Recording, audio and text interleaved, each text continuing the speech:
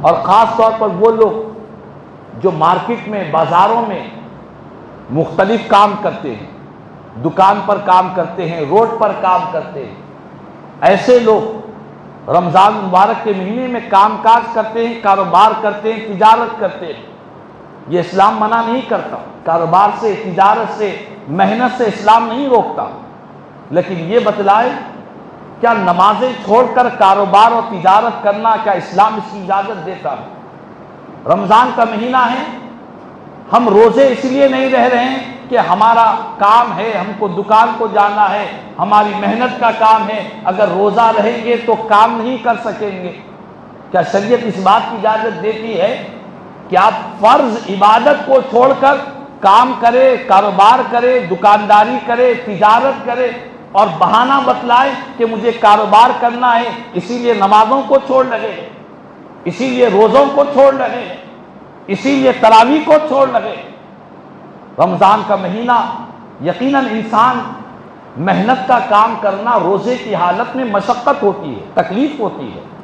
انسان کے جسم پر وزن ہوتا ہے، بھاری ہوتا ہے، اس میں کوئی شک نہیں ہے،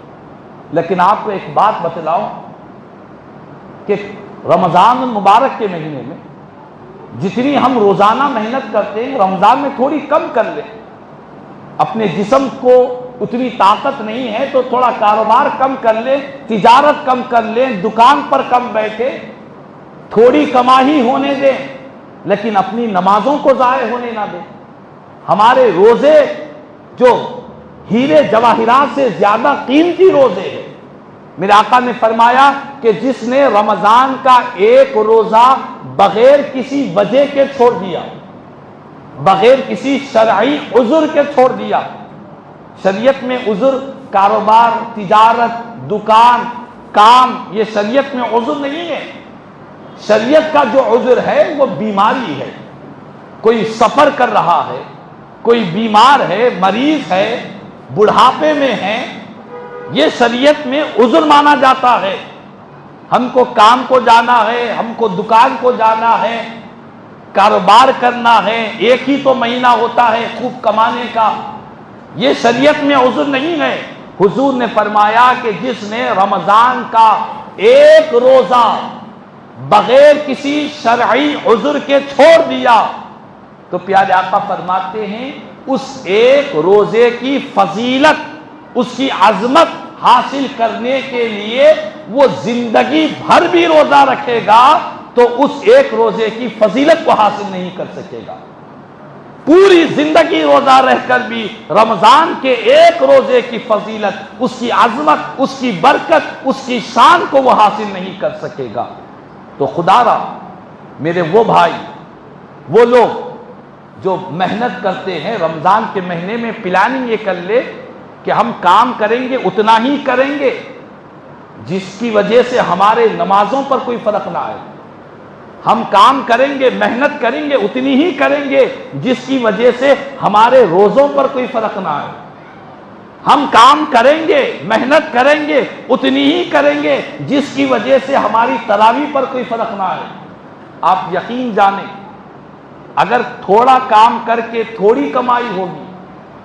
زیادہ کمائی نہیں ہوگی، تھوڑی ہوگی، لیکن اللہ پاک اسی تھوڑی کمائی میں برکت عطا فرمائے گا، اور برکت بہت بڑی چیز ہے۔ برکت ایسی عظیم نعمت ہے کہ ہم دنیا میں دیکھتے ہیں کہ کئی لوگ ہزاروں لاکھوں روپے کماتے ہیں اور کہاں سے کماتے ہیں، کہاں خرچ ہوتا ہے ان کو پتہ بھی نہیں ہوتا، پھر بھی پریشان حال ہوتے ہیں، پھر بھی رونا روتے ہیں کہ وہاں پیسے اٹکے ہوئے ہیں، وہاں بزنس میں پھنسے ہوئے ہیں، وہاں دکان میں اٹکے ہوئے ہیں، ہزاروں لاکھوں روپے کی آمدنی ہے لیکن سکون نہیں ہے، اطمینان نہیں ہے، زندگی میں خوشحالی نہیں ہے۔ اس کے برخلاف